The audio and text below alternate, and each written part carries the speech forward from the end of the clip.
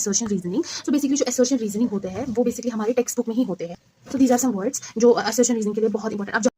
Assalamualaikum everyone and welcome back to my channel. I hope you all are doing great. I'm also fine, alhamdulillah. So in today's video I will be sharing that how to decode your NCERT.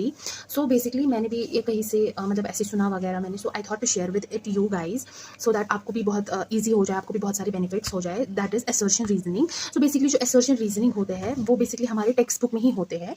Common sense, क्योंकि जो भी questions आते हैं वो हमारी text book से ही आते हैं. सो बेसिकली आपको क्या याद रखना है दैट जहाँ कहीं पर भी ड्यू टू, एक तो word due to and therefore and because, ये तीन वर्ड जहाँ पर भी लिखे होंगे वहाँ पर जो है वो असर्शन रीजन वाला क्वेश्चन जो है आराम से बन जाता है. सो आपको समझाने के लिए मैंने मॉलिक्यूलर बेस ऑफ इनहेरिटेंस वाला चैप्टर आज ही मैंने हाफ कंप्लीट किया मीटर से. I will be showing you guys that look, आप देखोगे कि एक ही पैराग्राफ में 3 असर्शन रीजंस बन रहे हैं.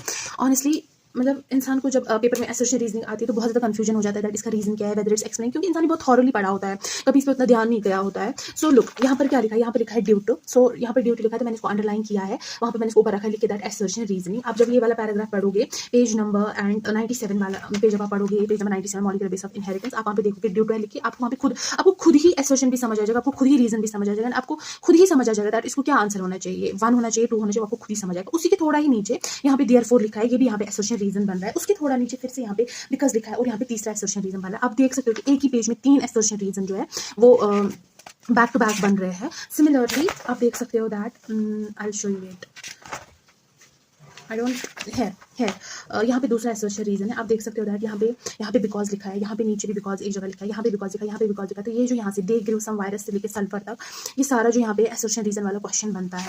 सो मैंने फिलहाल अभी आधा ही चैप्टर पढ़ा ये, तो मैं अभी फिलहाल इसमें इतने ही असर्शन रीजन जो है प्रेडिक्ट कर पाई. बट जो मैंने अभी 1-2 दिन पहले ह्यूमन हेल्थ एंड डिजीज वाला चैप्टर पूरा कंप्लीट किया, I will show you guys that इसमें कितने सारे असर्शन रीजन है. Literally I am my self shock that एक चैप्टर में इतने सारे असर्शन रीजन. लोग सबसे पहला असर्शन रीजन एंड यहाँ पे लिखा है देयरफॉर, तो ये पूरा यहाँ का, यहाँ जो मैंने पिंक हाईलाइट किया है, ये सारा यहाँ पे असर्शन रीजन वाला क्वेश्चन बनता है. तो बेसिकली आपको इसी तरह से डिकोड करनी है एनसीईआरटी. अगर अब अभी मैं आपको दिखाऊंगी कि कहाँ पे असर्शन है, कहाँ पे रीजन है, आप जाके अपनी एनसीईआरटी में उसको मार्क करोगे, उससे क्या हो जाएगा ना, वो आपको लॉन्ग टर्म के लिए याद नहीं रहेगा. ऐसे बहुत सारे वीडियोज है यूट्यूब पे जहाँ मैं देख सकती हूँ, मैं उन्होंने एनसीईआरटी को ऑलरेडी डिकोड करके रखा है, दिखा के रखा है कहाँ पे असर्शन है, कहाँ पे रीजनिंग है. मैं ऐसे चैप्टर वाइज निकालूंगी एंड मार्क करती जाऊंगी. No, that will not help. जब तक मैं खुद ये चैप्टर नहीं पढ़ूंगी, जब मैं खुद ही पढ़ रही हूँ, वहाँ पर ही मुझे दिख रहा है कि यहाँ पे कहीं पे बिकॉज लिखा है, कहीं पे देयरफॉर लिखा है, कहीं पे ड्यू टू लिखा है, तो मैं खुद ही जब वहाँ पे खुद सोचूंगी अच्छा ऐसे असर्शन बन सकता है, ऐसे रीजन हो सकता है. सो उस वे में आपको लॉन्ग टर्म तक क्या कभी भी नहीं आपको बोलने वाला है वो वाला क्वेश्चन, वो आपको कभी भी गलत नहीं होने वाला है एग्जाम में. So basically this is one. Here it comes, यहाँ पे असर्शन रीजन दूसरा, इधर इम्यूनिटी में असर्शन रीजन वाला क्वेश्चन बन रहा है, यहाँ पे उधर पे ड्यू टू लिखा है, इम्यूनिटी में बन रहा है, प्लस यहाँ पर बन रहा है, यू कैन सी हियर, यहाँ पे बन रहा है एक्वायर्ड इम्यूनिटी में भी असर्शन रीजन यहाँ पे बन रहा है, बिकॉज यहाँ पे ऑलरेडी यहाँ पे स्टार्टिंग में बिकॉज लिखा है. तो ऊपर जो भी पैराग्राफ होगा आप जब उसको पढ़ोगे आपको उसका रीजन जो है वो यही मिलेगा, because the antibodies are found in the blood वगैरह वगैरह जो भी यहाँ पे लिखा है, तो इसका रीजन बनेगा. सिमिलरली यहाँ पर दूसरा असर्शन रीजन यहाँ पर बन रहा है, यहाँ पर जब आप ये पढ़ोगे दैट यहाँ पे असर्शन है the body is able to differentiate self and non self, ये असर्शन बन सकता है. फिर रीजन में वो ये डाल सकता है सेल मीडिएटेड इम्यून सिस्टम, मगर ये इसका सपोर्ट नहीं कर रहा है. सो हियर इसको 2 ऑप्शन आएगा that assertion is also right, reason is also right, but this is not the correct explanation for the assertion. यहाँ पे वैसा वाला क्वेश्चन बनेगा. सिमिलरली यहाँ पर आप देख सकते हो, यहाँ पर भी असर्शन रीजन बन रहा है, प्लस पार्टिकल सिम्टम्स यहाँ पे ड्यू टू लिखा है. तो अभी मुझे मतलब जब मैं चैप्टर्स पढ़ रही होती हूँ तब मुझे दिख रहा होता है कि कहाँ पे क्या है. यहाँ पर भी दूसरा असर्शन रीजन बन रहा है, बिकॉज यहाँ पे बिकॉज ऑलरेडी लिखा हुआ है, तो ऐसे में बिकॉज ड्यू टू इन सबको मैं अंडरलाइन करती रहती हूँ ताकि मतलब जब फिर इंसान पढ़े तब बहुत ईजी हो जाए इनको ढूंढने में.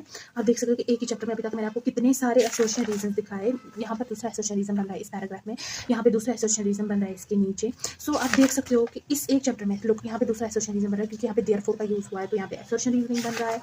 सो मैं पर्सनली खुद असर्शन रीजन जो है वो बहुत गलत करके आती हूँ पेपर में, बहुत ज़्यादा सिली मिस्टेक्स मुझे असर्शन रीजन में होती है, बट इस चीज़ से मुझे बहुत ज़्यादा हेल्प हुई है. Due to, word due to, because and therefore, इन 3 वर्ड्स ने मुझे बहुत हेल्प किया है असर्शन रीजनिंग को सॉल्व करने के लिए. सो आप भी इसको ज़रूर मार्क कीजिएगा. एक तो है ड्यू टू, एक है due to, because, therefore, as a result. So these are some words जो असर्शन रीजनिंग के लिए बहुत इंपॉर्टेंट. आप जहाँ पर भी इनको देखोगे आप वहाँ पे खुद ही फ्रेम कीजिए असर्शन क्या होगा, रीजन क्या होगा. सो या इस तरह से आपको एनसीईआरटी को डिकोड करना है. It will help you a lot. So I thought मैं आप लोगों के साथ ये छोटी सी इन्फॉर्मेशन शेयर करूँ. मे भी आप लोगों में से बहुत सारों को पता होगा, नहीं पता होगा. सो आप लोगों को भी बहुत सारे बेनिफिट्स हो जाए. प्लस समरी को हमें कभी भी मिस नहीं करना है, क्योंकि बहुत सारे ऐसे चैप्टर्स है जो समरी में लिखा है वो चैप्टर में नहीं लिखा है. सो ऐसे बहुत सारे चैप्टर्स है. I can show you. One is here reproduction के बारे में. रिप्रोडक्शन के बारे में जो है, जो रिप्रोडक्शन की जो समरी है, जो यहाँ पर है कॉर्टिसोल, ईस्ट्रोजन एंड ऑक्सीटोसिन, ये जो यहाँ पे इन 3 हार्मोन्स का नाम लिखा है, ये पीछे कहीं पर भी मेंशन नहीं है। कॉर्टिसोल के बारे में पीछे कहीं पर भी नहीं लिखा है। मैंने यहाँ पे इसको साइड में रखा है लिख के, that it is a PYQ। सो आप समरी को बिल्कुल भी स्किप मत कीजिएगा। समरी को भी मतलब जब आप सारा चैप्टर पढ़ोगे उसके बाद आप समरी भी पढ़िएगा, मतलब it's very important, you can't skip it. लोग यहाँ पर भी असर्शन रीजन मैंने बना के रखा है, यहाँ पे PYQ, यहाँ पे असर्शन रीजन नीचे मैंने बना के रखा है, क्योंकि यहाँ पे ड्यू टू देयर फोर वगैरह जो है वो यूज़ हुआ होगा, तो दैट्स वाई मैंने असर्शन रीजन रखा है वहाँ पे लिख के। सो यहाँ पर दूसरा असर्शन रीजन है। तो बेसिकली जो असर्शन रीजन होते हैं हमारे टेक्स्ट बुक में से ही होते हैं, बट हमने इतना थॉरली पढ़ा होता है चैप्टर को कि हमें फिर उधर की तरफ ध्यान ही नहीं जाता है, हमें उतना याद ही नहीं रहता है दैट असर्शन क्या था, ये कहाँ से था, इसके बाद अच्छा अगर ये था तो इसका रीजन क्या था, टेक्स्ट बुक में लिखा भी था कि नहीं था। बेसिकली इट्स नॉट टफ, वहीं पे अगर असर्शन है तो उसका रीजन भी आपकी टेक्स्ट बुक में ही लिखा है, आंसर भी आपकी टेक्स्ट बुक में ही लिखा है। I hope you like my video, please like, share and subscribe my channel. See you all in next vlog. अल्लाह हाफिज।